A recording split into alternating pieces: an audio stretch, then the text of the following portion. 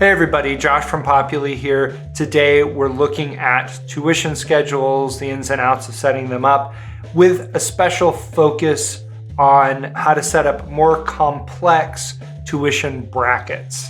Tuition brackets allow you to create charges at different rates for different levels of enrollment, and they should allow most schools to be able to reflect the way that their charges actually work. Let's say that you charge $300 per credit for up to 11 credits, but then for 12 credits and up, it's $250 per credit. That's the kind of thing that you can set up with tuition brackets so that you create those varying charges automatically. What is this, a wreck at a NASCAR race? Because we're talking about rolls. Setting up tuition schedules requires the financial admin role. To start setting up tuition schedules, we'll go to financial at the very top, then into billing, and then settings. We'll land on tuition schedules. You can add a tuition schedule over here. Just give it a name, confirm the units, give it a refund policy, and we're gonna use this one that we already have going here. Under courses, we just wanna make sure that we have some courses here. So these are the courses in which students would enroll in order to trigger charges from this tuition schedule.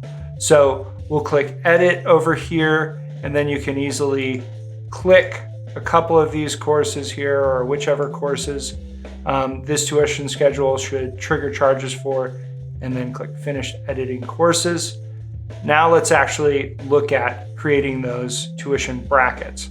We'll click edit here.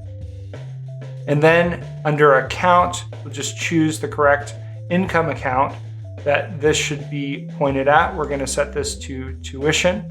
So our first bracket here is gonna charge $300 per credit for every credit under 12. So we're gonna set the max credits to 11. If your school grants partial credits, so that would be like 0.5, half a credit, you would wanna make sure to set this to 11.99. We're gonna skip the flat amount field, and then here under per credit amount, that's where we'll enter 300. We're gonna skip this last field, and then we're going to add a bracket. We're gonna use the same account for this bracket. You can see that our minimum credits have already been set to 12, and then we'll just need to change our per credit amount.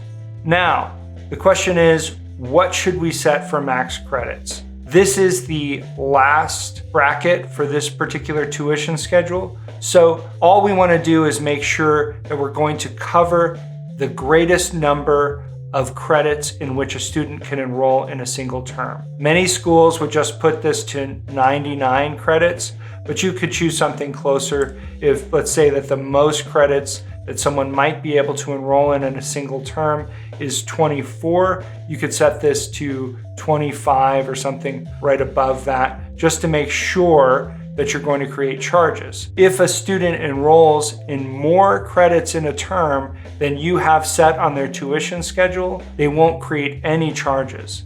And if that happens, the student will be able to go to school that term for free, and you will go to jail for free. No, actually just kidding, but you will have to make sure that you catch those students who don't get charges. It's a whole mess. The best thing to do is just make sure that the tuition schedule is set high enough to catch all enrolled credits. So now this tuition schedule is set up so that students who enroll in less than 12 credits are charged $300 per credit, and students who enroll in 12 credits or more will be charged $250 per credit. Once we've saved that, we're now ready to go apply this tuition schedule to a student and then produce charges on their account.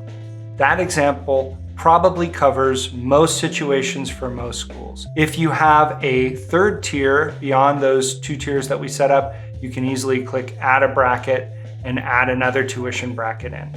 However, we have a couple more features that might help some schools better reflect their tuition structures. So let's assume that for this example, this school will have exactly the same first bracket, $300 for credits under 12. But then for the second tier, the school charges a flat amount of $3,600 for 12 to 15 credits. So for credits 12, 13, 14, and 15, it's all just $3,600 across the board. So putting that in is real straightforward. We just go to the flat amount and put in $3,600. But then as it turns out, the school allows students to enroll in more than 15 credits in a single term, and they charge $200 per credit for every credit above 15. To reflect this, we'll need to change the per credit amount to $200.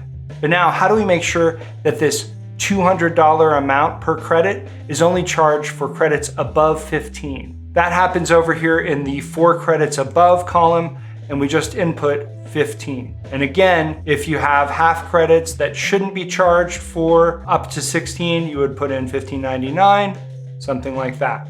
Now, what number should we put in for max credits? Remember, this is the last bracket in this tuition schedule, so we want to make sure that it clears the greatest number of credits that a student could enroll in this term. In this case, 25 will work great. We'll leave that like that and save.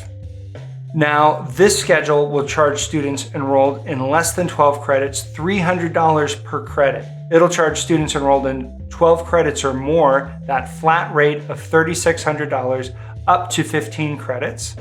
And then it'll charge them the flat rate of $3,600 and then the additional amount of $200 for every credit above 15. That's how you create more complex tuition schedules, and this is how you click the subscribe button. Then, once you get that little notifications bell, you'll click that, ding, ding, ding, to get updates whenever we post a new video to our channel. And go ahead and click that like on the video. It's the right thing to do as a citizen. I'm Josh for Populi. Have a great day.